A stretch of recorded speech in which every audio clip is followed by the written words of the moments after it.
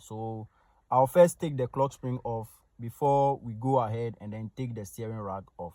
And to take the clutch spring off, the two fill stars, one on each side of the steering. This is one, and also there's another one at this far end, will have to be taken off before we can take off the clutch spring. And so there it is, with the one on the left taken off and the one on the right also being removed. This is what it looks like.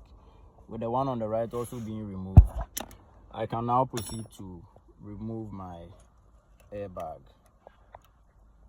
Mind you, this has sockets attached to it, so you have to be careful with that when taking that off. And so, having carefully taken these sockets off, my airbag is now apart. I can lay that aside and then proceed to the steering wheel. Now, with the knob loosened and the steering bag set aside, I can now proceed to take off these moldings, then loosen these two star screws to access the clutch spring.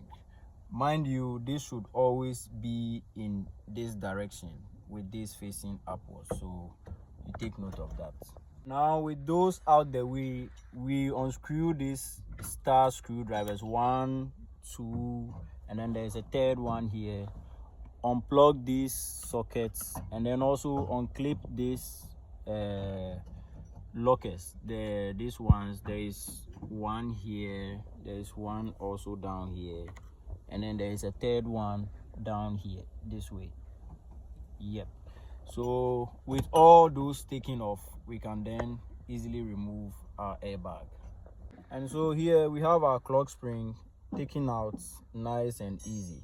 I forgot to mention earlier, there are two other sockets you take off from the control system. So one on the left and then there is also one on the right.